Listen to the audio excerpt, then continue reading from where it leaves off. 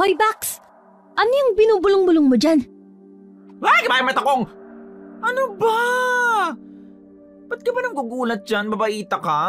Kita mo na gumumit yung tao. Sa ikaw lang naman yung natutulala dyan at nagmamonolog. Ikaw nagbruha ka. Hindi porkit nakakaganda ka, igugulat-gulatin mo na lang ako, ha? Aray! Aray! Kung makasabunot ka, kala mo may ambag kang pang shampoo, ah. O bakit? Anak ba kita? Hindi, kasi never ka magkakakifi. Ba't animalis ka rin, ha? Teka nga, huwag mo kasi ibahin yung tinatanong ko sa'yo. Ba't ka nga kasi nakatunga nga sa sulok? Gusto mo bang maging Spider-Man kakatitig sa sapot ng gagamba? Correction! Spider-Woman. At saka may iniisip kasi ako maldita ko. Aba, kailan ka pa nagkaisip? Ngayon lang. Napatawag kasi si Mudra Bells kanina eh. Oh, ano ba rin yung sinabi? Si super lolo ko kasi sa probinsya, yung nakwento ko sa yung kahit thunders na nakakapagbuhat pa ng babae, kahoy. Si Lolo Berting? Ikaw talaga. Kahit lolo mo, hindi nakakatakas dyan sa bunganga mo. Oh, anong meron kay Lolo Berting?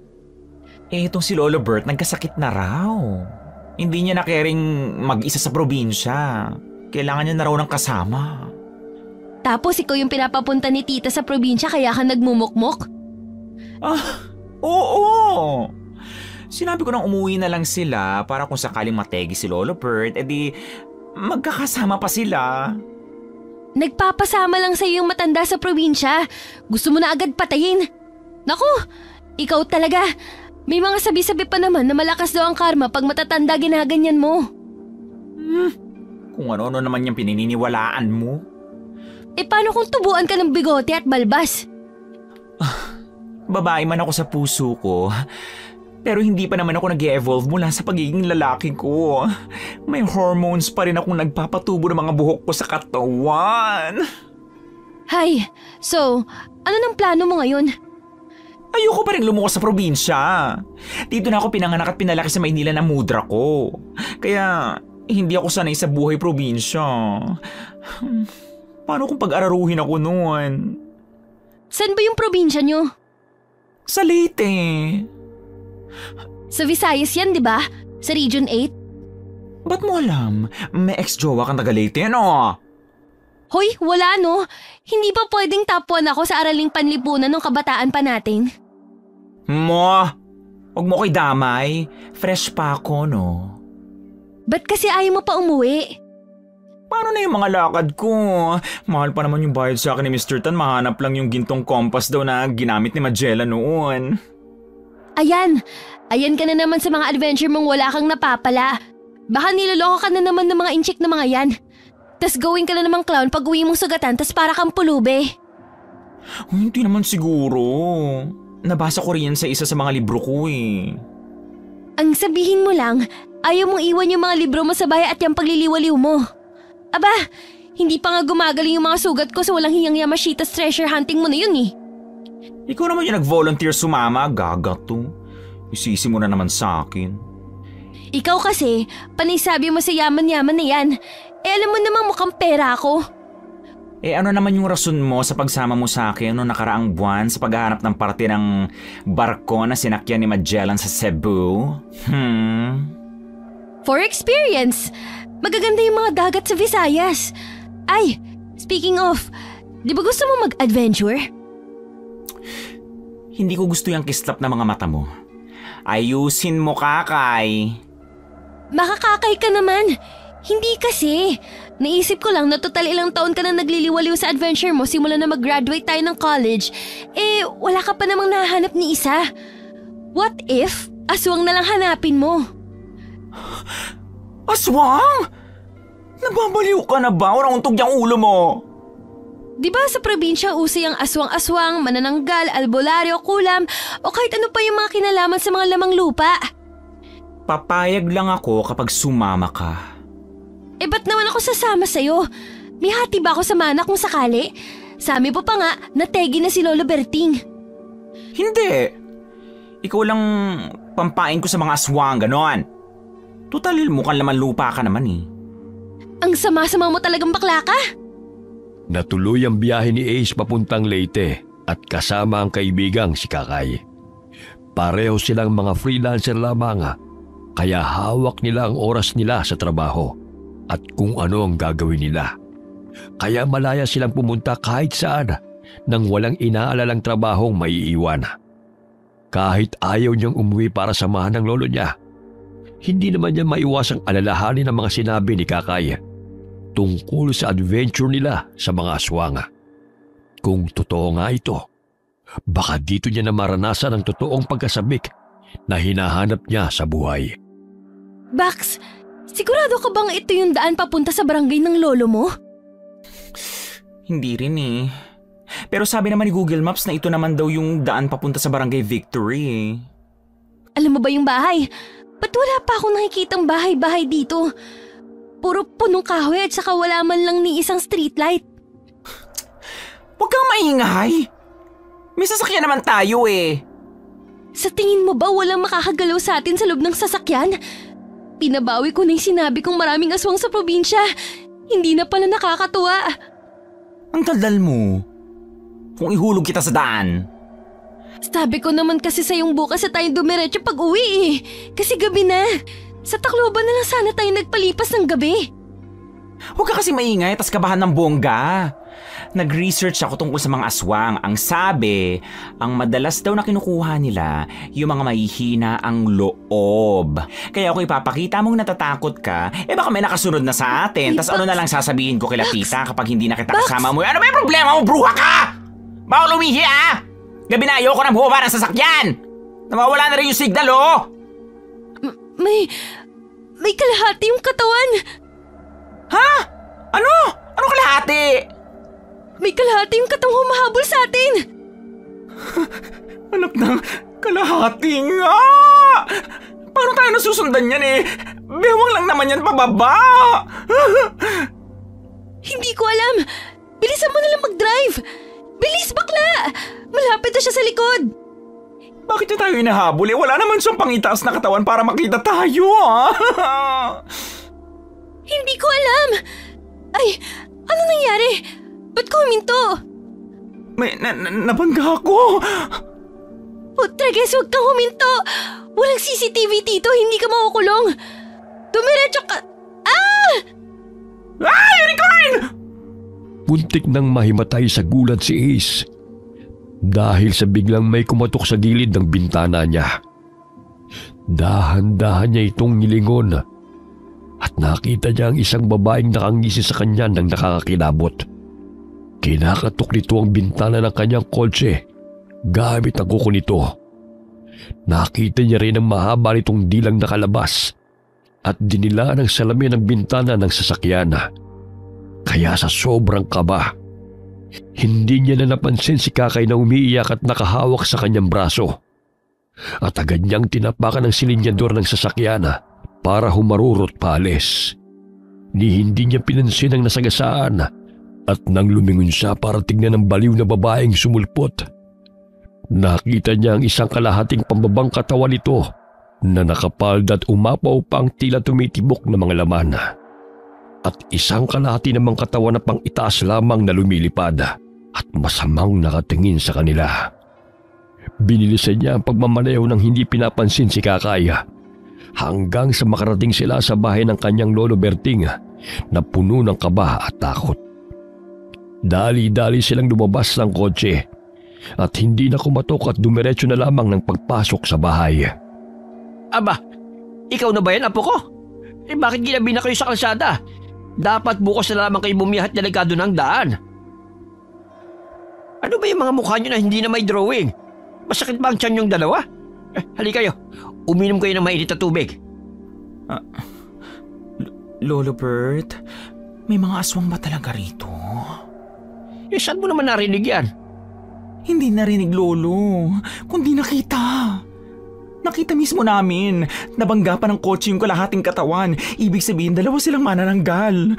Kung yung isang kalahati, hinahabol kami, tas yung isa nabangga ko, tapos may isang lumilipad. Nasaan na yung isang kalahating lumilipad? Manananggal? Kararating mo pa nga lang, naamoy ka na kagad nila. Anong ibig niyo sabihin, Lolo?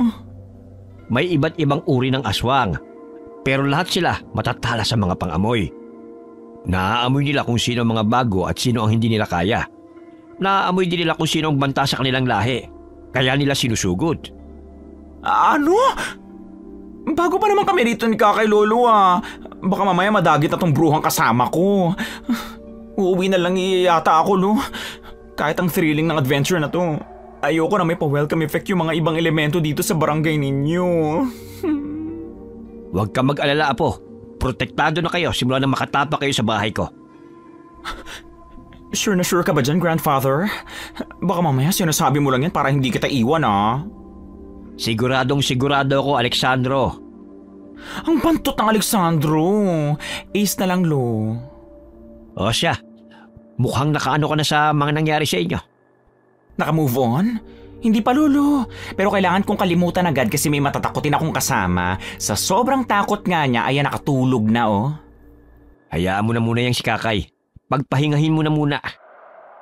Lolo, ba't ka nga pala naniwala agad sa sinabi ko? Hindi mo man lang ba iisipin na nagsisinungaling ako o kung ano man, diba? Hindi ako nag-iisip ng masama sa'yo, Apo. Malalaman mo rin bukas kung bakit. Ay, winner, may pasuspense pa yung super lolo ko, Kinabukasan, kahit pagod sa biyahe si Ace, ay maaga pa rin siyang nagising pati na ang kaibigan niyang si Kakay. Habang nagkakape sila sa may balkonahe ng bahay ng kanyang lolo, napansin niya ang paunti-unting pagdagsa ng mga tao sa gate ng kanilang bahay. At ang kanyang lolo na may dalang basket na may lamang mga halamang gamot. Kaya hindi niya napigilang sundan ito na tila may enerhiyang humihila sa kanya sa mesa ng matanda. At napansin niya ang isang librong kulay itim sa ibabaw noon. Sino-sino yung mga tao sa labas ng bahay, Lo? Sila ba? Mga nagpapagamot sila. Ano ka, midwife? Puro buntis at babae ang nandyan. Kung hindi yata asawa ang kasama, mga nanay. Aba, may maliit na buntis din, Hoy, Bax! Huwag mong iniintriga yung lolo mo. Baka hindi mo lang alam, graduate pala yan ng medicine. Lolo, ha? Baka mamaya pinapunta mo lang ako dito kasi illegal yung panggagamot mo tas ako yung ipapakulong mo. Mapagbiro ka talaga, Apo. Hindi ako doktor o kung ano man yan. Nanggagamot ako at nagbibigay proteksyon sa mga buntis na inaaswang. Natahimik kayong pareho. Bax, naiisip mo ba yung naiisip ko? Hindi. Tumahimik ka nga, ayoko maging albularyo. Hindi. Ibig sabihin nun, kung albularyo si Lolo at nagbibigay siya ng proteksyon sa mga buntis na inaaswang, edi marami kang makakasagupang aswang nun. Gusto ko lang makakita, gratang to. Hindi ko sinabi makikibaka ako, no? Pero Lo, ano yung libro na nasa tabi mo? Ito ba? Mahiwagang libro ito. Paano naman naging mahiwaga yan? Hindi ba ayaw mo maging albularyo? Hindi ko pwedeng sabihin sa'yo kahit apo pa kita. Inaakit ako ng libro, Lolo. It's giving. Pabasa lang ng konti, Lo. Please. Ay, sige na nga. Pero bawal mong dalhin sa labas, ha? Mamaya mo na lamang tignan yung libro. At magsisimula muna ako sa trabaho ko. Yes! You're the best Lolo in the world. Ay sus, nambola ka pa. Ako lang naman ang lolong inabutan mong buhay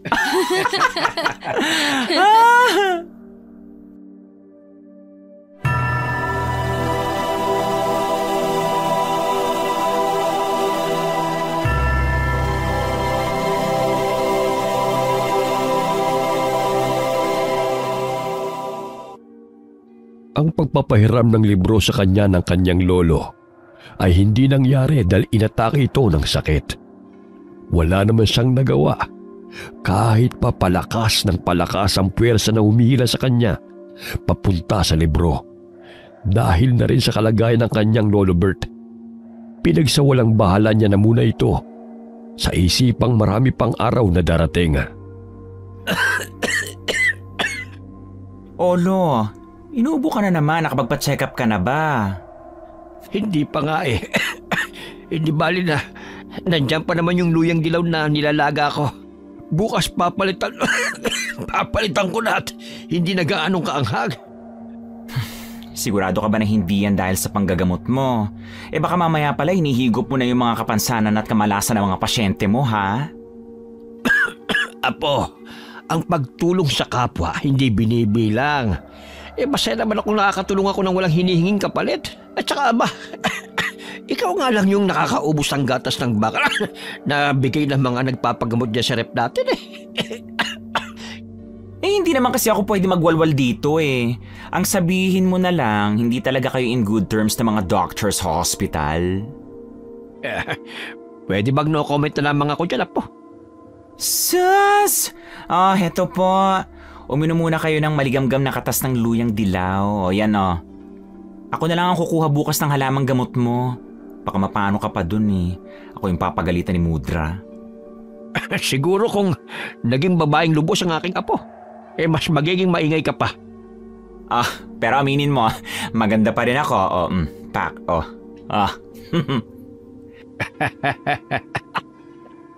Aba, oo naman. Mana ka sa lola mo. Wait nga, Lo. Ang tagal naman ni Kakay sa labas. Ang sabi niya bibili lang siya ng napkin sa tindahan pero hindi na nakabalik.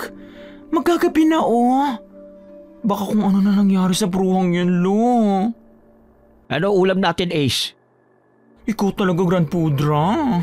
Sabi ko sa'yo, samahan mo muna ako sa palengke kasi hindi ko pa nakakalimutan yung itsura ng mangkukulam Baka nagkatawang tao pala yun, tas minamanmanan lang ako. Magdala ka palagi ng langis sa bulsa mo at saka bawang. Sa langis, malalaman mong may aswang na malapit sa'yo kapag kumukulo siya.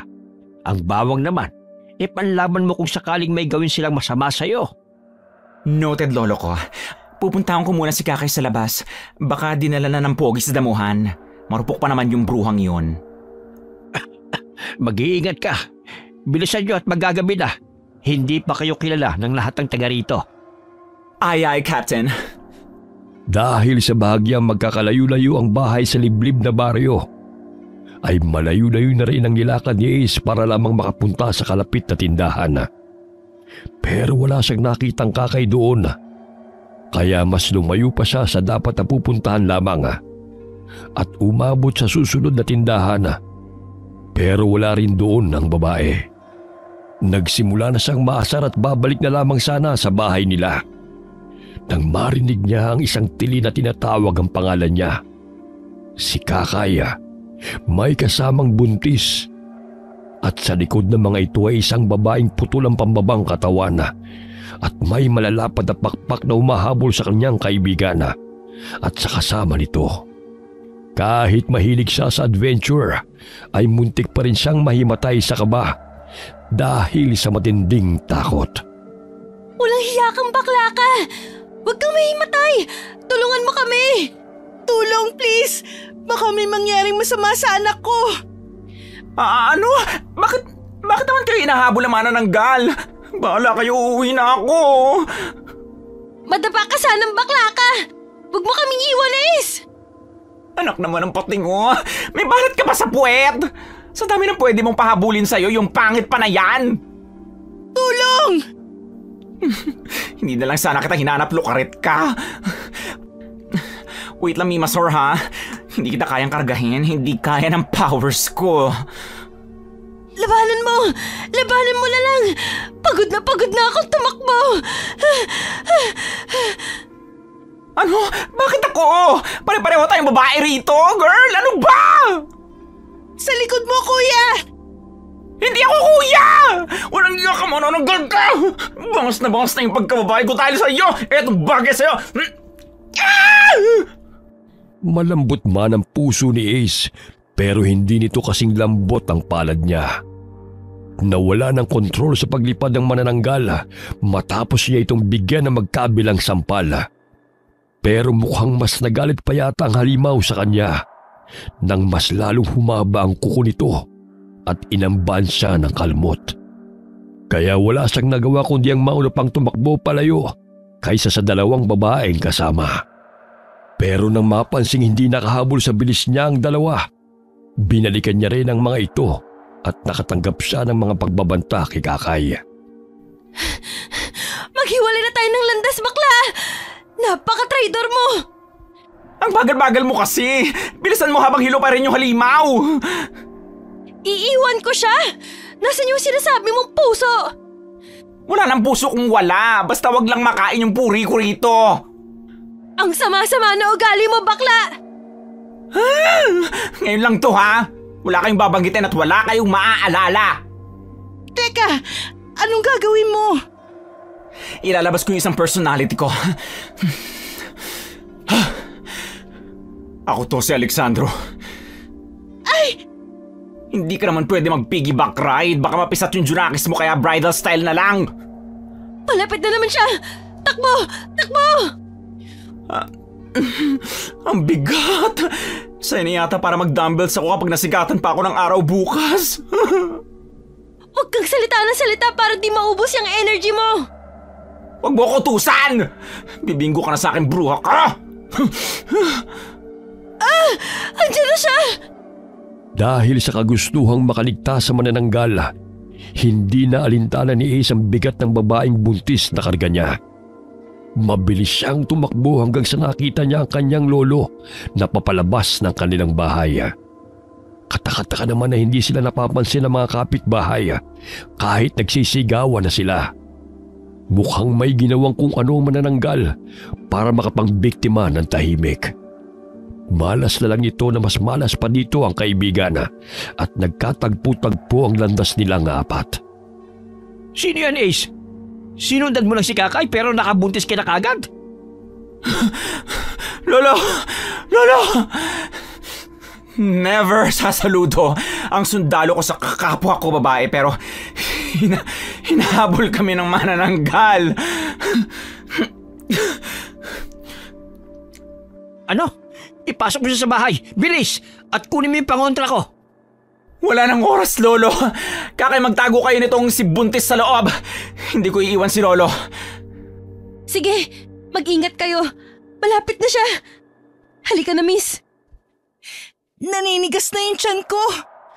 Painumin mo siya ng maligamgam na tubig. Ace, kunin mo yung pamalo ko ng tinik ng kalamansi. Bilis! Wait, no! Ayoko! Paano ka? Harapin mo yun na mag-isa? Bilis na! Wala nang nagawa si Ace kundi sundin ang kanyang lolo.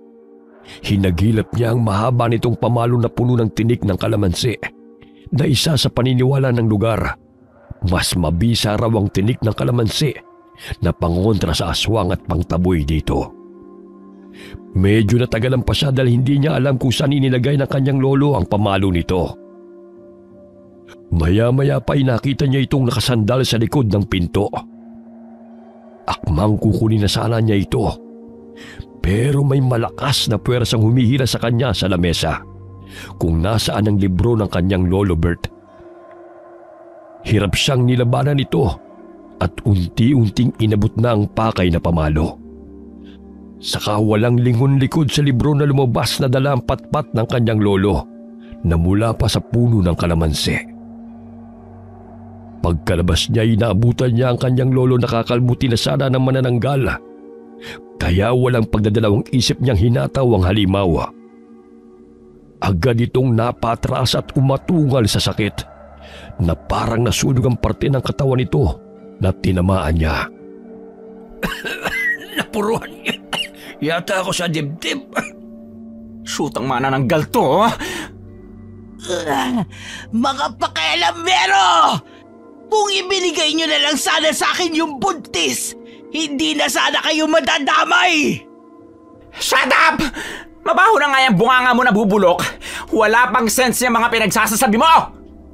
Ah! Humanda kayong lahat sa akin! Pinagtulungan nyo ako! Che! Huwag mo subukan lumapit na kung ayaw mo pang matusta! May holy water ako rito! Hindi lang ito ang huli nating paghaharap! Batang albularyo! Sino naman yan chumika sa'yo na ako ang Disney princess ng lolo ko? Wale, ligwa ka na agad sa pagkamarites! Wala bang begya nagiging albularyo at hindi ako magbubukas ng journey na sambayan ng kabaklaan sa mga ganitong bagay! Alam mo dati, buntis lang yung paborito ko. Pero ngayon, masarap yata ang mga bakla! Masarap pala ha. Para sa pagkalmot mo sa lolo ko at sa pagnanasa sa akin, hindi ako papatol sa mga babae, lalo na sa putol ang kalahati ng katawan! Isang malakas na paghampas ang ginawa ni Ace sa manananggal at sumabit ang tinig ng kalamansing pamalo sa pakpak nito. Kaya bumuhalit na naman ang matinis nitong pag-iyak at hindi nila napigilan ng kanyang lolo ang pagtakip sa kanilang tenga sa ingay nito. Nakita naman niyang agad itong pataas babang lumipad papalayo dahil napuruhan ng pakpak ng manananggal. Pagkatapos ay agad niyang dinala ang kanyang lolo sa loob ng bahay at naabutan niya ang dalawang babaeng parang pinagsakluban ng langit at lupa sa mga itsura nito. Na paano? Natalo na ba? Hindi naman nila tayo guguluhin? Ang dami mo agad tanong, no? Ha? Kumuha ka muna ng planggana at towel para mapunasan natin si Lolo Bert. Sige na. Magdikdik kayo ng udot ng bayabas at kunin niyo yung galon ng tubig sa ilalim ng mesa ko. Yun ang panglilinis ko sa sugat ko. Opo.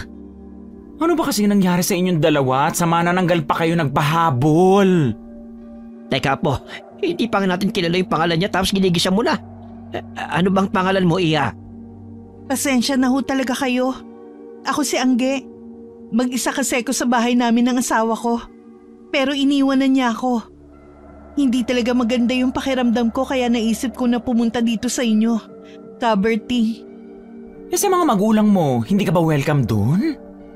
Hindi ako taga rito. Galing ako sa Davao kaya hindi agad ako makauwi.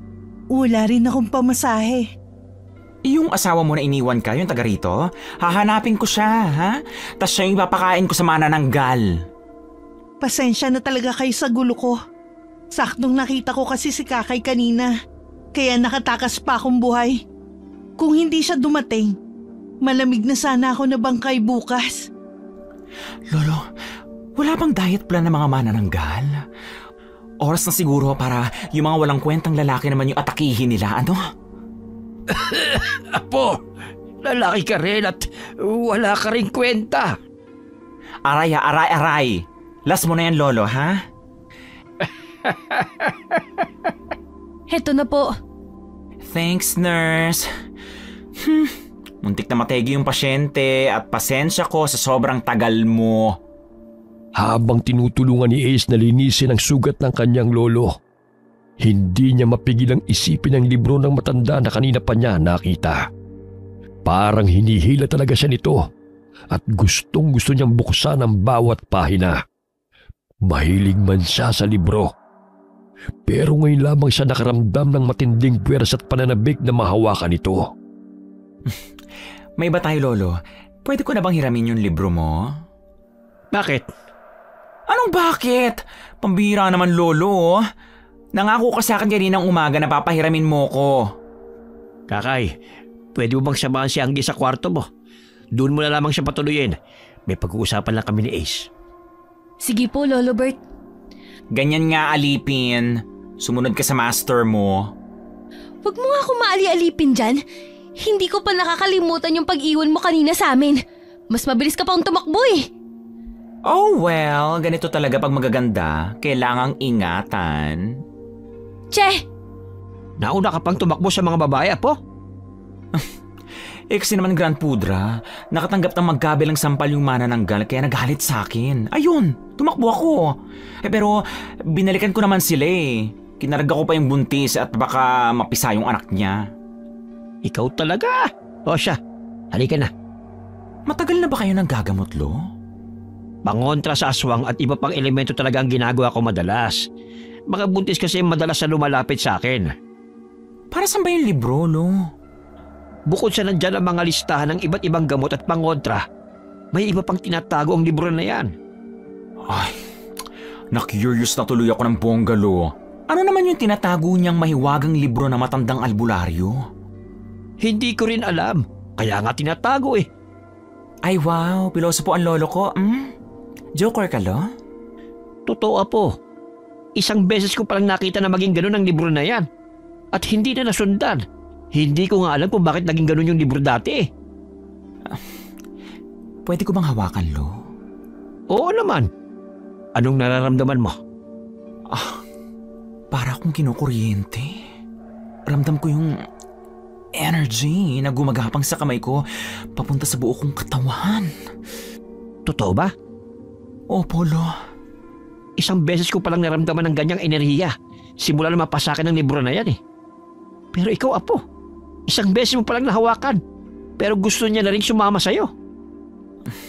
Hindi ko naman siguro pwedeng dalhin yan, Lolo. Sa Maynila? At wala ka nang gagamitin dito para makapanggamot. Matanda na ako, Apo. Bakit hindi na lang ikaw pumalit sa akin? Sa totoo lang, hindi ko na kayang labanan ng mga aswang tulad ng paglaban ko sa kanila nung kabataan ko pa. Gustuhin man kitang tulungan, Lo. Pero kasi hindi naman ako para sa mga ganitong bagay. Pang Miss Universe ako, Lo. Grand pageant, ganun. Hindi superhero na mga taga-baryo. Tuturuan naman kasi kita eh. At saka, wala namang sinasabing bawal ang mga bakla sa ganitong propesyon. Kahit na sinong may gusto maging albularyo, pwedeng-pwede. Hindi niyo mapipilit ang isang totoong Disney princess, Lolo. Gusto ko makaranas ng, alam mo yun, nililigtas, ganon. Hindi yung ako yung magliligtas. Nakakaloka ka, Lo. Sige na nga. Hindi na kita pipilitin kung sa ano ang ayaw mo. Ito ang libro. Subukan mong buksan. Pinabasa niyo to lahat, Lo? Ang dami nito, oh. Bakit hindi? Subukan mo. Madali ang pangontra sa mga aswang. Isang kutsarang langis na galing sa nyog, isang kutsara ng pulbos ng buntot ng pagi, isang basong dinurog ng bawang, isang ano ba to, Lolo? Magigisa ba tayo? Etong kawali. Ipatong mo sa 3 malalaking bato at sindihan mo sa ilalim. Anong klaseng uling to? Ba't ang lalaki? Sindihan mo na. Huwag ka na magreklamo. Gaya ng utos ng kanyang lolo, inilagay niya ang malaking kawali sa 3 itim na batong nakaporma ng patatsulok. At sa gitna nito'y may malaking uling. Sinindihan niya ang apoy at unti-unting inihulog ang mga sangkap hanggang sa iniabot sa kanya ng kanyang lolo ang lagayan at pinahain ito. Pero habang naghahain siya, isang nakakasilaw na liwanag ang nagmula sa libro. Sobrang nakakasilaw ito na parang mabubulag na siya, kaya't napatakip siya sa kanyang mga mata. Lolo, ano nangyayari sa libro mo? Ang mutya. Umiilaw ang mutya. Anong mutya? Halika, silipin natin yung libro.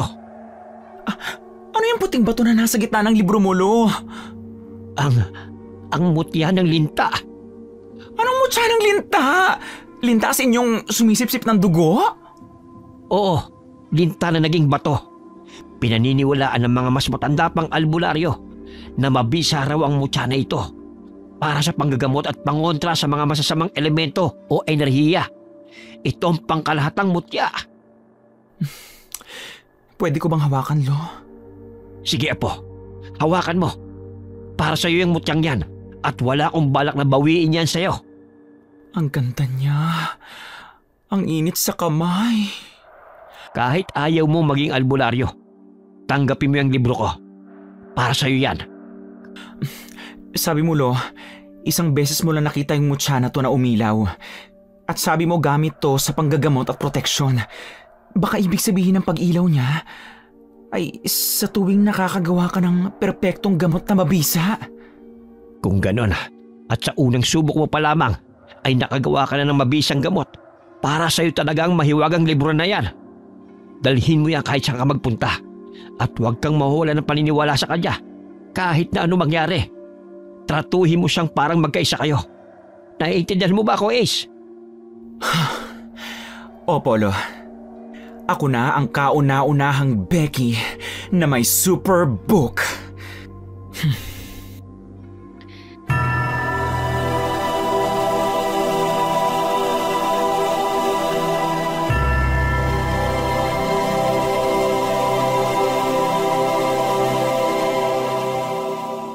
Hindi man tinanggap ni Ace ang pagiging albularyo, ay alam naman niyang makakatulong pa rin siya sa kanyang lolo para kontrahin ang mga kalaban nito dahil sa kanyang mahiwagang libro.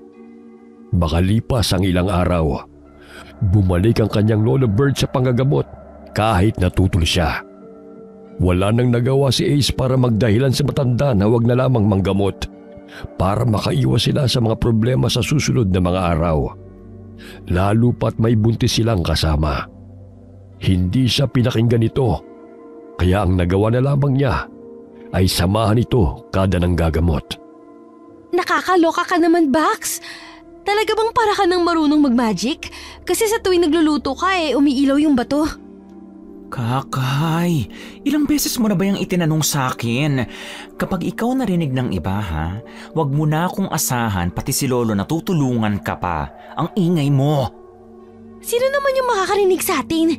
Tayo lang naman yung nandito pati mga pasyente ng lolo mo. Minsan ang sarap mong ibitin pati warek no? Malay mo may nagpapanggap ditong buntis. Ano yun? Butete? Bahala ka na nga sa buhay mo. Ito naman, nagagalit agad. Di ka na mabiro, ha? Parang ano kasi? Hindi mo ba alam yung kasabihan ng mga matatanda? Ha? Hindi. Alam mo namang laki tayo sa syudad Sabi nila, wag mo daw pag-usapan ng mga hindi tulad sa atin kung ayaw mo raw puntahan kanila at kunin. Naniniwala ka na dyan, ha? Hindi ka pa rin ba naniniwala? Nagpahabol ka na nga sa mana ng gal. Hello? Siguro panay kabanggit sa nangyari sa atin sa kotse kaya ka nasundan. Hindi judgmental mo naman. Ace, Apo, pakikuha ng dinikdik kong ugat ng tanglad. Heto na Lo. Para saan ba yan, Lo? Itong halamang gamot na ito, nakakatulong ito sa maayos sa sirkulasyon ng dugo. Lalo na sa mga buntis na palagi nagkakaroon ng spotting. Baka manganganak na sila. Hindi ba nila nasubukang pumunta sa hospital? 1 oras ang layo ng ospital dito, Apo. At saka yung iba, walang pera sa pagpunta sa doktor. Pagpatingin nga lang ng masakit ng ngipin ngayon, nasa 1,000 na. Pambayad pa kaya ng doktor. Ipapainom mo yan sa kanya? Oo. Oh, maghahapon na pala, magsasara na tayo ha. Last customer mo na yan, Lo ha. Oo, at nananakit na rin ang balakang ko sa kakaupo. Miss, sinong kasama mo? Ano pangalan mo? Para malista ko sa listahan kung sakaling kailangan mong bumalik sa susunod na araw. Ako si Cora. Magpapagamot lang ako kay Manong Bert at nananakit kasi ang ulo ko. Sinasaktan ka ba ng asawa mo? Ba't parang namamaga yung mga pisngi mo? May pasa ka rin sa balikat Diyos ko, sis. Kapag ginojombag ka na ng mister mo, ipavahausin mo na yan agad. Gino Jombag? Jombag! As in suntok, ganon, punch, bogs, ganon. Grabing maga ng pisngi mo, Nadapa lang ako kaya yan namamaga. Nadapa tas una ang mukha? Grabe naman yan. Apo, wag mo nang kausapin si Cora at tulungan mo na ako sa pagpiga nitong ugat. Kunin mo yung dikdikan sa kusina. Okay po. Paalis na sana si Ace para sundin ang inuutos ng kanyang lolo. Pero napatigil siya at bahagyang napabalik ang tingin sa babae. Nang napansin niya na pumula ang mga mata nito at nakangisi ng bahagya. Sa isip niya, namamalik mata lamang siguro siya. Kaya't nagdire-diretso na siya sa kusina. Hindi na rin niya napansin ang pag-iinit ng mutya sa loob ng libro na nakasuksok sa kanyang tagiliran na tila nagbabanta. Oh, ang wrinkles. Ba't nakakunot yung noo mo? Halika nga rito, ang lakas ng bunganga mo. Anong meron? Ba't mo ba ako kinakaladkad? May hindi ako magandang kutob Samahan mo si Angge sa kwarto at huwag na kayong lumabas. Magdala ka rin ng sandamakmak na bawang at yung pamalo ni Lolo. Uy, Bax! Maniwala ka na lang kasi. Sumunod ka na lang. Bilis na. Kukunin ko pa yung pinapakuha ni Lolo. At saka, akin na tong boy bawang mo ha. Gusto ko na mag-snack kanina pa Ang kutob ni Ace ay lalong tumibay nang makita niya mga langis na nasa loob ng mga maliliit na bote ay malalakas na kumukulo. Na halos pati ang lagayan nitong kabinet ay umaalog na. Dali-dali niyang kinuha ang gamot na ginawa niya kasama ang pangdikdik. Bago lumabas ay pinunasan niya ng bahagya ang dikdikan ng gamot. para siguradong sumama ito mamaya sa isusubo ng kanyang lolo sa babae. Pagkalabas niya, nakita niya ang babae na pangiti-ngiti pang nakikipag-usap sa kanyang lolo. Kaya dali-dali siyang lumapit sa mga ito. Heto na po, Lo. Dito na lang ako maghintay sa'yo, Gran Pudra, para diretso linis na. Gusto mo ng boy bawang? Snack ka muna, Lo. Ikaw talagang sutil na bata ka. Alam mo namang wala na akong ngipin. Sos, masamang tanggihan ng grasya. O ikaw na lang, miss. Hindi na. Ayan, oo. Ako na lang magsusubo sa'yo. Ace, ano ba yung kalokohan mo? Sinubuan mo pa talaga? Manong Bert, babalik na lang siguro ako sa susunod na araw. Biglang sumama yung pakiramdam ko eh. Ay! Ba't ka pa babalik? Nandito ka na para magpagamot. Lolo ang ugat ng tanglad. Oo nga naman, Cora. O ito, lunukin mo. Ay, hindi na ho kaila. Hindi mo sabi ako matatanggihan. Ubusin mo yan, o. Yan, ganyan nga. Very good.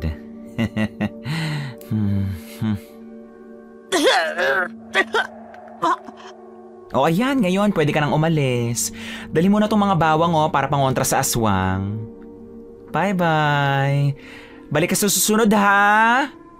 Kakain pa tayo ng cornic at ding-dong garlic flavor. Anong ginawa mo, Apo? Mamaya na ako magpapaliwanag, Lo. Pumasok muna tayo sa loob ng bahay tas maghanda sa bisita natin mamaya. Bilis, Lolo, magdidilim na eh. Tama ng kakahila mo, Apo. Ano ba nangyayari sa'yo? Aswang si Cora. Ano? Aswang si Cora. Bago ko umalis para kunin yung dikdikan, nakita kong pumula yung mata niya. Tapos nakangisi siya na nakakakilabot. Pagdating ko sa kusina, nakita ko yung mga langis kumukulo. Diyos ko, hindi na sila natatakot sa mga pangontra na malapit sa kanila. Hindi ko na alam kung paano sila tatalunin, kung palakas na sila. At ako, heto, nangihina na. Ang importante, nasa loob na tayo ng bahay, Lolo. Isarado na muna natin yung mga bintana at pintuan. Nananakit pa yung dibdib ko. Oh, ayos ka lang, Lo? Teka, kukuha ko ng luyang...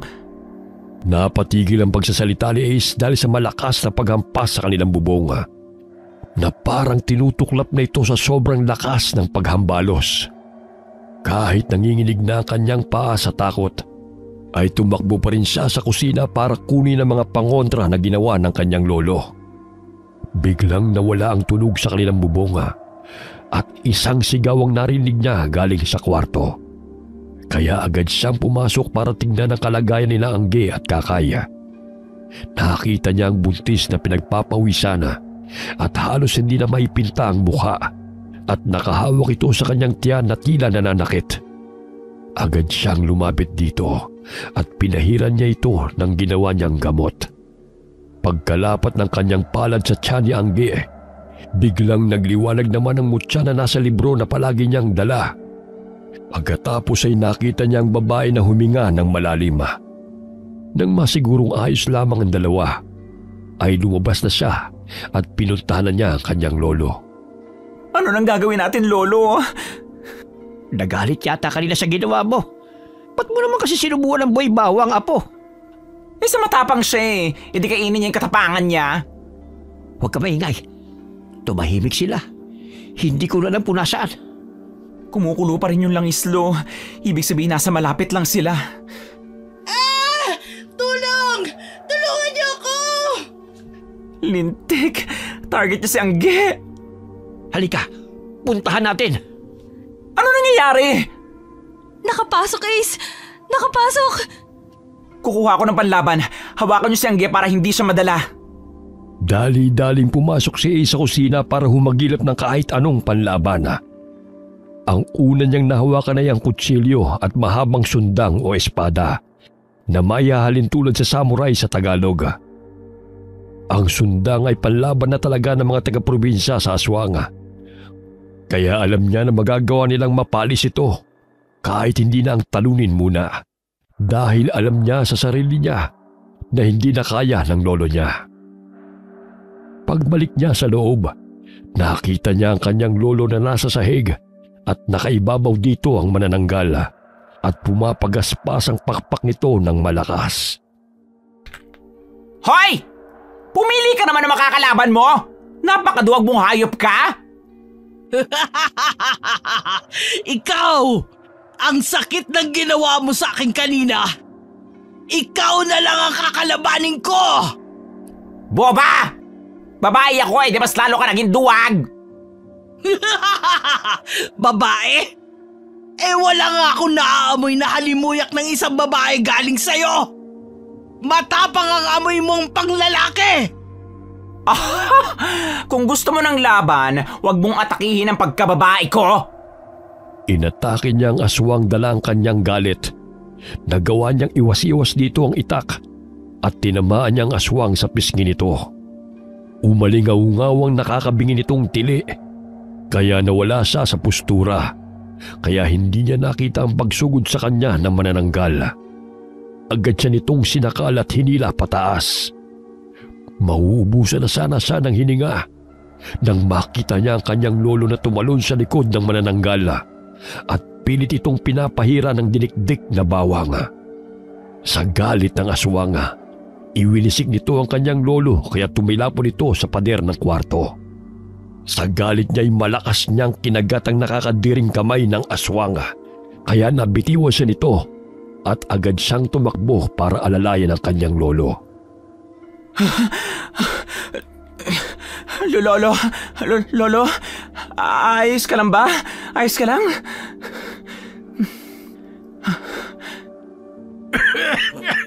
Ace, sa libro, may orasyon para mapalis ang masasamang elemento. Nasa huling pahina. Basahin mo. Ngayon na! Venga la luz de arriba.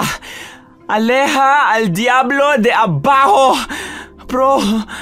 Protégenos de la oscuridad y que el mal se disuelva. Magbabayad kayo! Hindi pa to huli nating pagkikita! Magbabayad kayo! Akala mo sa akin apo ako na matandang albularyo na may mahiwagang libro. Babalikan kita! At ang pesting libro na yan! Pipira-pirasuin ko yan hanggang sa wala ka nang mabasa! Wag puro sat-sat, girl! Patunayan mo! Ace, si Angge at Lolo Bert. Tulungan mo ako. Dali natin si Lolo sa sofa. Ayos ka lang ba, Lo? Ikaw kaya ang ihambalis ko sa pader, Apo. Tapos tanungin kita kung ayos ka lang. Rico, balakang ko. Sabi ko nga eh. Ang galing mo naman, Bax. Saan nanggaling yung liwanag na yun? Tapos parang nasusunog na yung manananggal ko, hindi lang siya nakalipad palayo. Ano ba yung mukha mong babae ka sobrang lapit? Tulungan mo muna ako.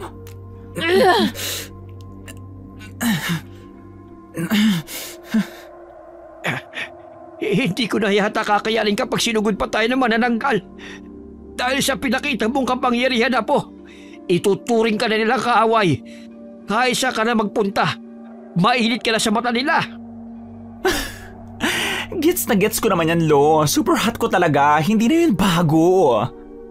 Ay, nako. Joke lang. Ito naman. Pinapagaan ko lang yung paligid eh.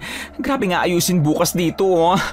Kung pwede lang kasuhan yung manananggal na yun ng trespassing at damage to property eh. Nakakagigil. Ang mabuti pa, mamayang madaling araw, lumuwas na kayong pauwing Maynila, Apo. Ano? Tapos iiwan ka namin dito? Di kargo pa ng konsensya ko kung may mangyaring masama sa iyo, Lo. Ako na lamang ang haharap sa kanila. Ayoko. Anong ayaw mo? Wala na tayong pagpipilian, Apo. Iligtas mo ang sarili mo at sinakakait Angge. Huwag mo na akong alalahanin kasi matanda na ako. Hindi na magtatagal at sasama na rin ako sa liwanag. Kung sa liwanag ka lang naman sasama, may liwanag din naman dito sa mahiwagang libro. Sa akin ka na lang sumama, Lo. Seryoso to, Ace. Seryoso rin ako. turuan mo na ako kung paano maging ganap na albularyo. Ano? Hindi ko kayo kayang iwan, Lo. Kaya turuan mo na ako para maging ganap na albularyo. Kaya mo ba, Apo? Kakayanin ko, Lo. Sige. Magsisimula na kagad tayo mamaya. Baka sumugot ulit ang manananggal na yun bukas ng gabi. Wala tayong lakas para labanan siya. Wala na ngang sinayang na oras ang kanyang lolo para sanayin siya sa pagiging albularyo. Kahit natatakot at medyo nag-aalinlangan pa siya, gagawin niya ang lahat. Maprotektahan lamang ang mga taong umaasa sa kanya. Ang una nating gagawin ay palakasin ang katawan mo. Lo, nag-gym ako kaya hindi na kailangan yan. Talaga ba? Sige, tumakbo ka palibot ang bahay ng 3 beses sa loob lamang ng 2 minuto. Hoy! Ang legs ko, Lo! Hindi! Bilis! Tumakbo ka na! At isipin mo na lamang na hinahabol ka ng manananggal. Habulin talaga ako sa lawak ba naman ng bakuran at bahay ninyo tas gabi pa. Gusto mo ba talagang mamatay? Ikaw ang nang-asar sa manananggal, kaya nagalit sa atin. Oo na. Ba't pa nang-gaslight kasi? Hindi pa nga siya nakakapagpahinga sa 10 beses na pag-ikot niya sa kanilang bahay. Ay pinapakuha na siya ng kanyang lolo ng halamang gamot nang walang ginagamit na flashlight. Halos matinik na siya sa mga nakakapang makahiya at alam niyang madami ng sugat ang kamay niya. Kaya hindi niya maiwasang mapaluha. Nang nasa kalagitnaan na siya ng pagsuko, ay biglang kakaibang init na naman sa gitna ng libro ang nararamdaman niya. Kaya binuklat niya ito at nakita niyang maliit na mutya ng linta na umiilaw galing dito. Kinuha niya ito at hinawakan. Maya-maya pa'y biglang tumalas ang kanyang pangamoy. Naaamoy niya na mga kakaibang halamang gamot at hindi na siya nahirapang kunin yun. At bumalik agad sa pwesto ng lolo niyang papikit-pikit na ang mga mata sa antok. Lolo! Ay, butete kang kalabaw ka! Kaba naman, Alexandro! Bakit nandito ka na? Bumalik ka na doon at kunin mo na ang lahat ng mga halamang gamot. Ops! Ang blood pressure mo! Aba, yung mga kalukuhan mo talaga, Ace. Ba't pa kasi ako babalik kung nakuha ko na naman na lahat ng gamot na nasa listahan mo? Ano? Narinig mo ng tama, Lo. Salamat sa mahiwagang libro mo. Bakit? Anong nagawa ng mahiwagang libro? Dahil sa mutya na nasa libro, tumalas ang pang-amoy ko kaya nasundan ko lahat ng amoy ng halamang gamot. Kanina pa dapat ako nakauwi kaso naligaw ako ng konti sa gubat. Isang araw pa lang nang ibigay ko sa iyong mahiwagang libro ko. Pero handa na siyang tulungan ka sa mga kakaharapin mong pagsubok. Ibig sabihin ba nun, Lo? Albularyo na ako?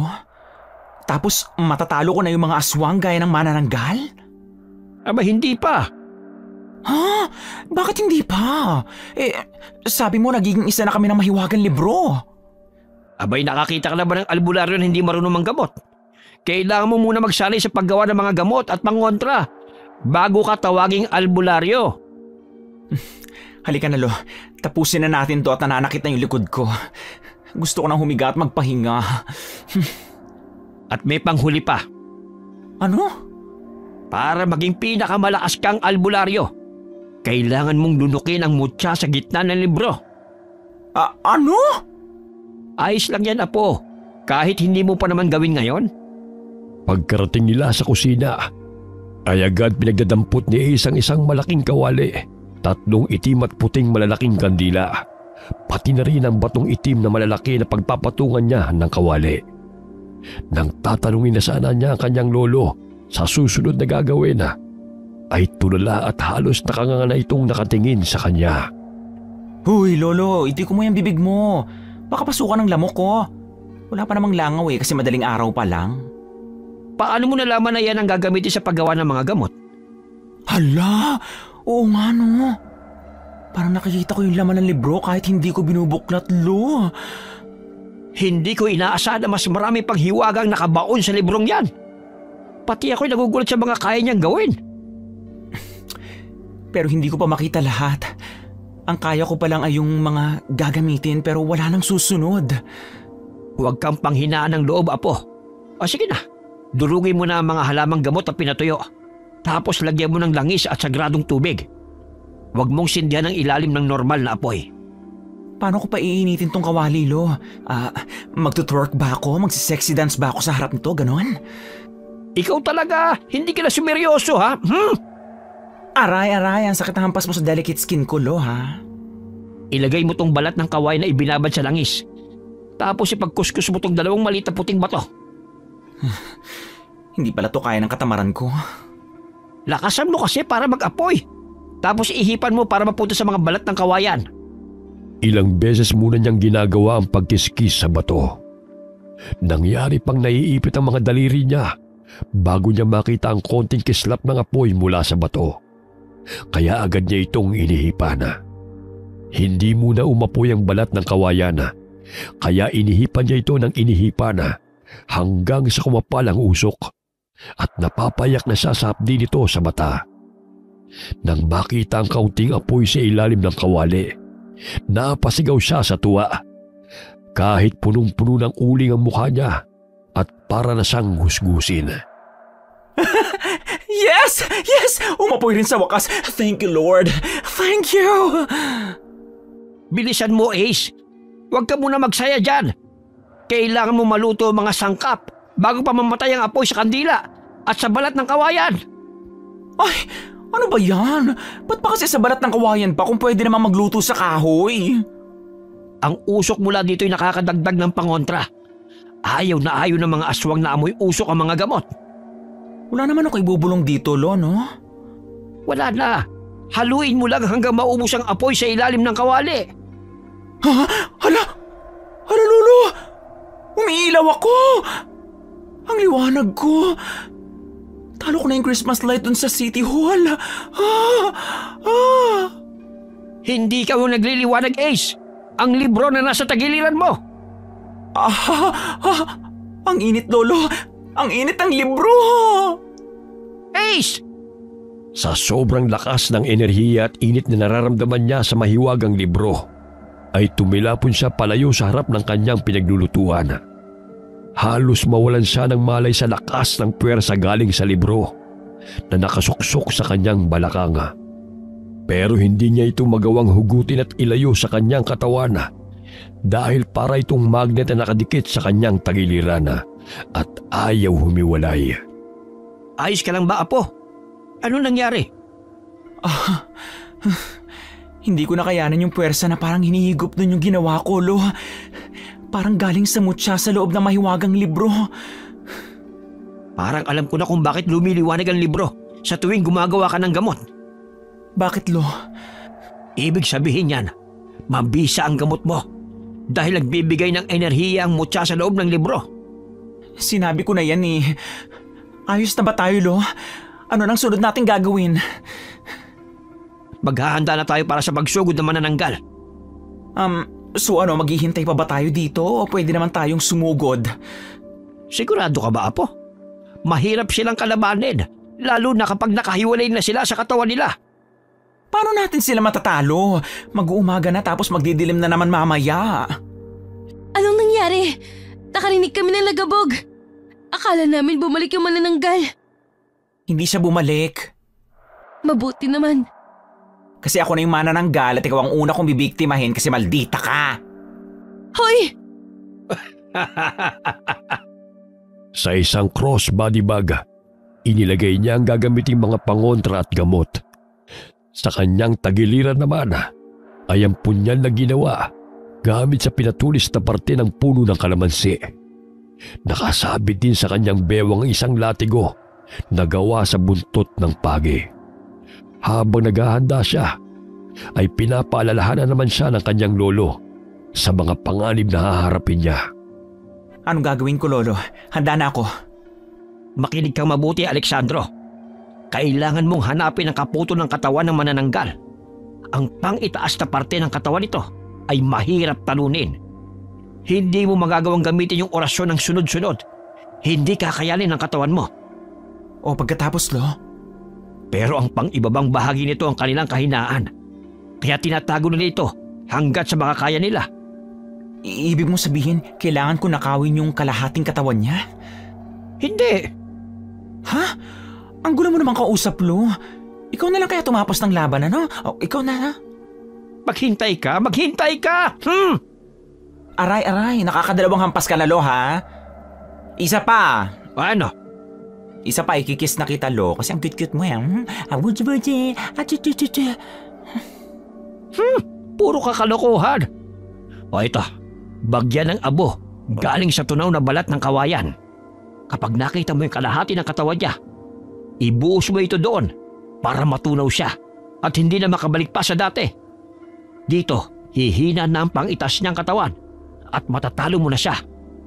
Sana halamang gamot na lang siya na pwedeng amuyin. Kaso hindi naman ako sumisinghot ng kiffiness, eh. Puro ka talaga kabaliwan. Uy, andyan ka pala. Si Angge. Nagpapahinga kasi di yun nakatulog ng maayos. O sige, ikaw na lang. Anong ako na lang? Hindi ba lahat ng superheroes may sidekick? Siyempre hindi naman pwede na ako lang yung wala, di ba?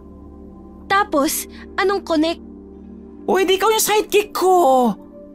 Ano? Ayoko nga!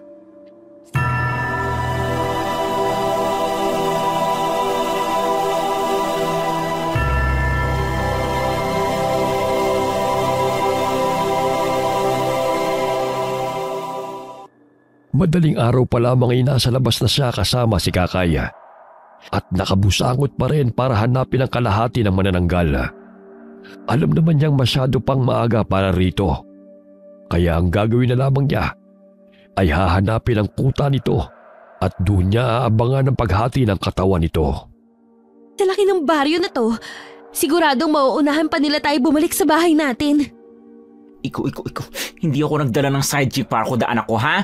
Itiko mo yung bibig mo kung ayaw mo ikaw yung itulak ko sa manananggal. Sidekick pa. Hindi naman nagtagal yung training. Ano? Ang sabi ko, kumuha ka pa ng sidekick hindi naman nagtagal yung training mo. Ano ngayon? Sa mga napapanood kong movie, yung sidekick pa unang namamatay kapag palpak yung bida. At kailan pa ako pumalpak, Aber?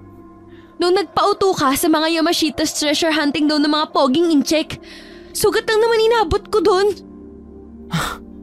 Hindi ka pa rin nakakapag-move on dyan? Hindi. At kahit kailan, hindi ko makakalimutan yon. Shhh! Huwag ka maingay.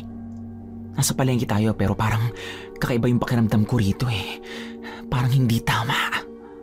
Ace, wala naman sigurong aswang na nakikihalubilo sa mga tao kapag umaga, no? Shhh! Huwag mo silang papanggitin.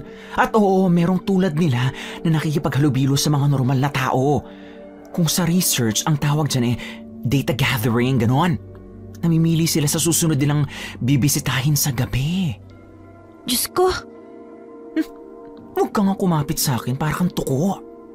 Ace, may mga chismosa ron, no? Anong gagawin sa chismosa? Tayiin mo mga bibig, ha? Ganon?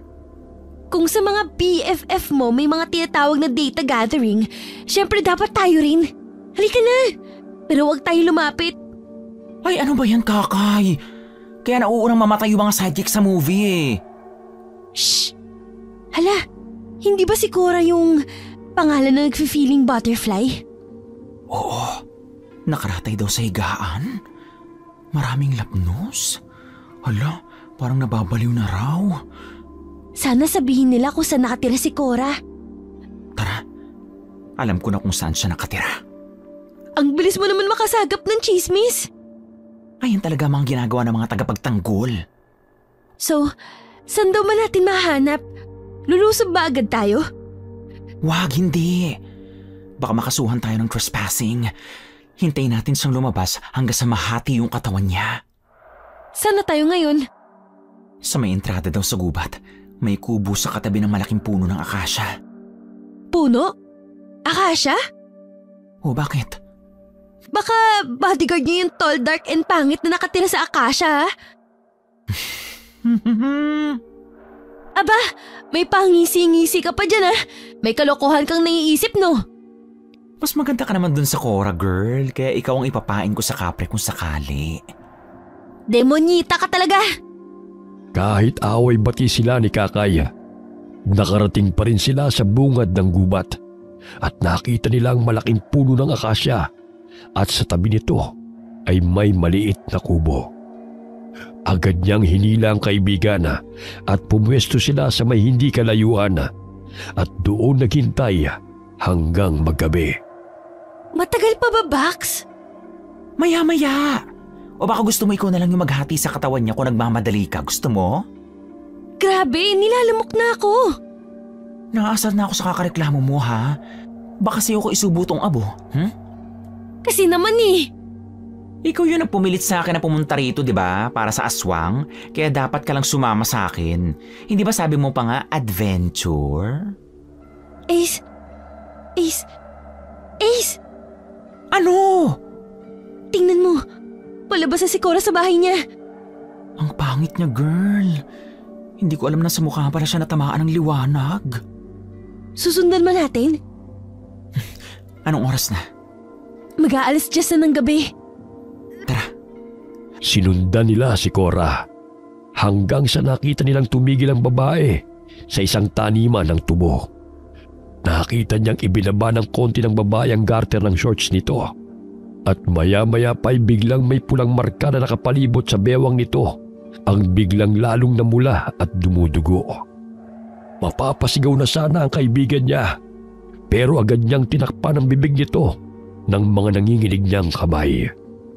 Pagkatapos ay nakita niyang kumuba ang likod ng babae at may malaking bukol ang bigla na lamang tumubo sa likod nito at paunti-unting may lumalabas na parang tinik dito at biglang pumagaspas ang isang pares ng pakpak na tila pakpak ng malalaking paniki.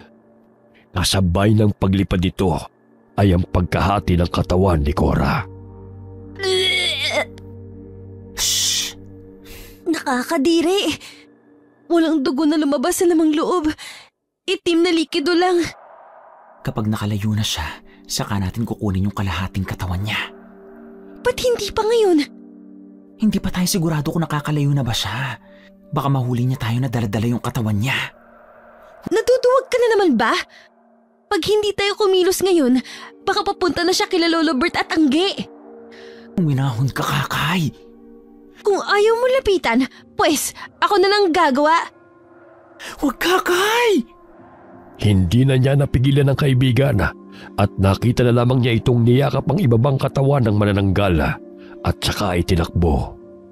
Matutuwa na sana siya sa kapraningan ng kaibigan nang matingalaan niya ang manananggal na galit na nakatingin kay Kakay. Mabilis siyang tumakbo papunta sa pwesto ng kaibigan at itinulak ito paalis. Kaya siyang nakalmot ng manananggal at tumilapon pa siya palayo. Ace! Putragis kang babae ka. Huwag kang tumigil, itakbo mo yung katawan niya! Panindigan mong pestication ka! Pero hinahabol niya ako. Akong bahala sa kanya. Itakbo mo lang. Mga walang iya kayo! Ibalik mo sa akin yung katawan ko! Shoota ka! Ang kapal na mukha mong murahin ako! Nakita niyang tumilapon si Kakay pagkatapos bumuelo ng pagaspas sa pakpak ang manananggal. Nabitiwan ng kanyang kaibigan ang kalahating katawan ng halimaw, kaya kahit nananakit pa ang likod niya, dali-dali niyang kinuhang buntot ng pagi at hinampas ang likod ni Cora na agad pumalahaw sa sakit. Ha! Anong pakiramdam na may mahapdi sa katawan, ha? Kuhang-kuha niyo talaga yung inis ko! Itatakas niyo pa ang kalahati ko, ha? Kung hindi ka lang namin kailangan talunin, hindi ako magkaka-interes sa katawan mo. Hindi ako bumapatol sa kapwa ko babae. Katawan ko yan! My body! My rules! Tigilan mo na kakahabol sa akin, please! Hindi! Akin na ang katawan ko! Nagawa ngang bawiin ng manananggal ang katawan nito sa kaibigan niya. Pero hindi makakapayag si Ace na muli na namang makakatakas ang aswang. Kaya tumalon siya at humawak sa paa ng kalahating katawan nito at bumunot ng pulbura na ginawa niya kagabi at saka ipinahay dito sa paa ng halimaw. Akala niya'y mabibitiwan na nito ang kalahating katawan. Kaya napabitaw siya at napasama ang pagkakabagsak niya sa lupa. Naramdaman niyang sumigit at agad na kumalat ang sakit sa buo niyang katawan. Ace, ayos ka lang ba? Ikaw kaya ihulog ko tas tanungin kita ng ganyan, ano? Sabi ko nga hindi ka maayos. Hindi niyo ako kaya, mga hampas lupa kayo!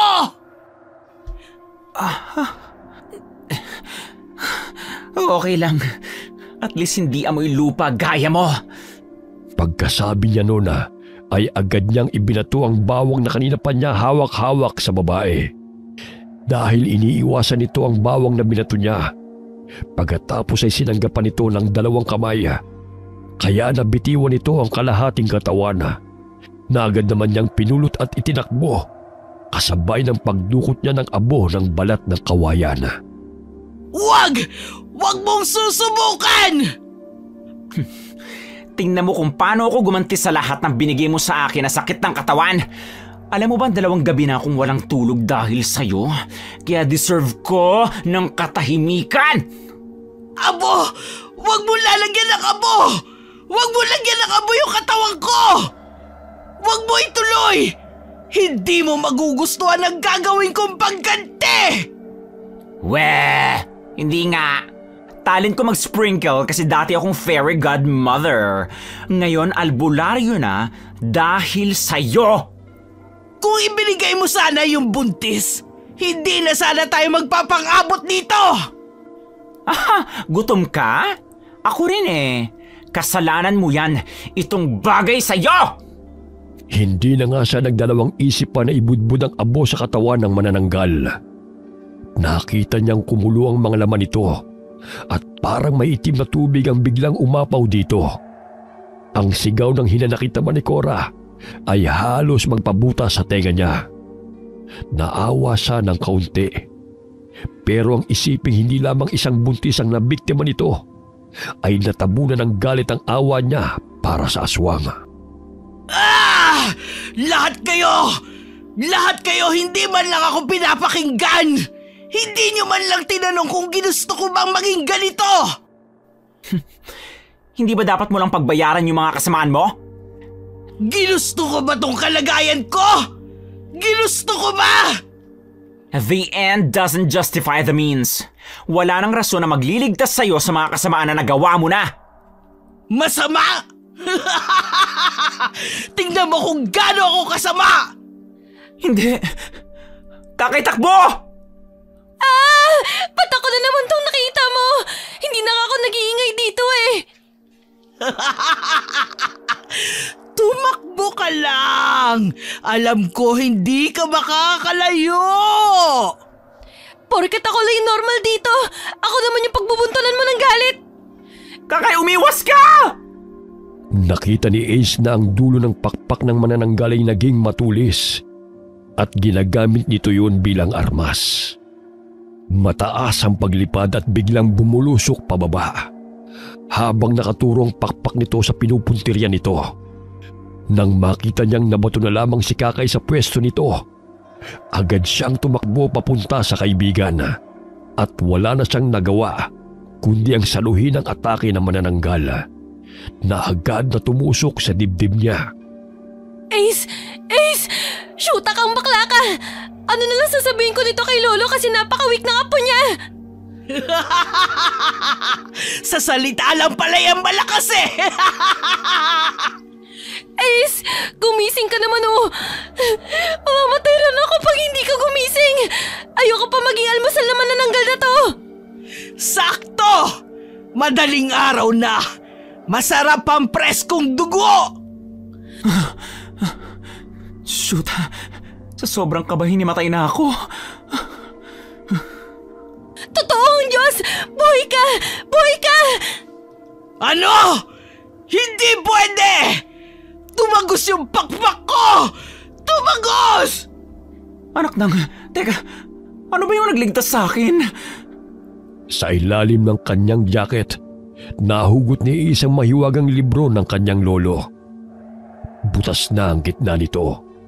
Halata na dito tumama ang atake ng manananggal Nadismaya siya nang makita ang kalagayan ng libro na nagligtas sa buhay niya. Kaya hindi na nagawa ni Ace na pigilan ang galit niya at hindi na siya nagdalawang isip. Pinahawak niya kay Kakay ang libro at sinugod ang manananggal na tila hindi pa napoproseso ang katotohanan na buhay pa siya. Kakay! Yung mutya! Ha? Anong mutya? Nakakapanira ka ng moment, alam mo ba yon? Ako si Darna, tas ikaw si Ding. Ibigay mo na sa akin yung mutya kasi magtatransform na ako. Gaga ka! Nasaan yung bato? Nasa gitna ng libro! Okay, ulit! Hindi nyo na ako siniseryoso! Mga wala kayong galang! Papansin. O sige, ready na ako. 1, 2, 3, go! Kakay! Ang bato! Saluhin mo! Super Becky! Pagkasalo niya ng bato ay agad niya itong sinubo at nilunok.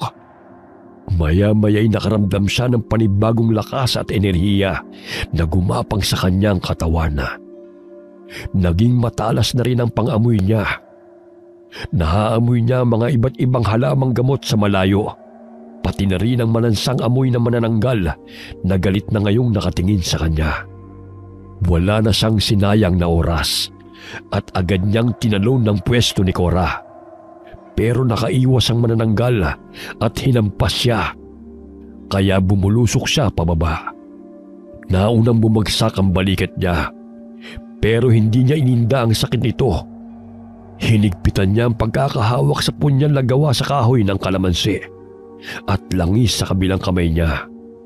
Bumuelo si Ace at agad niyang tinakbo ang pwesto ng manananggal at saka ito tinalon.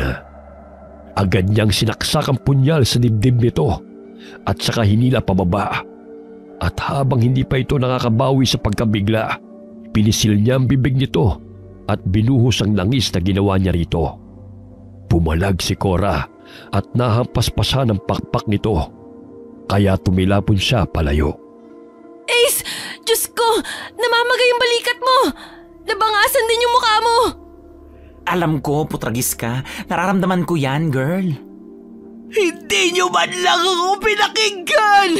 Pinilit lang ako maging aswang! Hindi ko to gusto!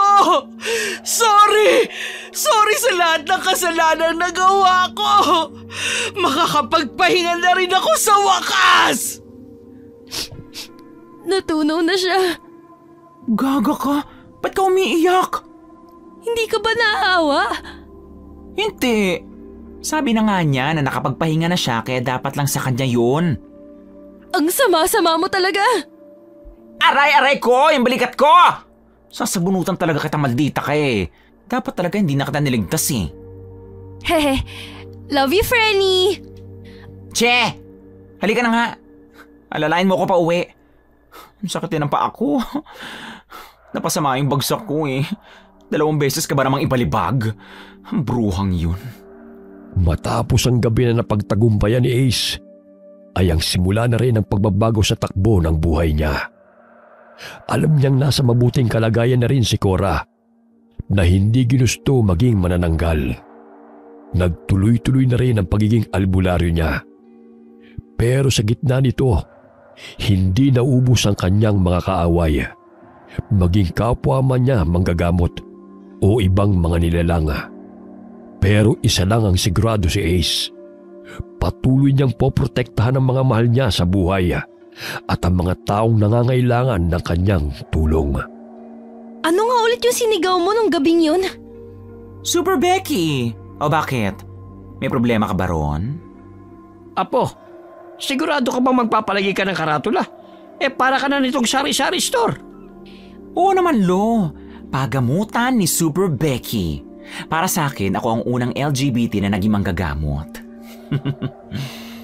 Uy! Hindi mo sure!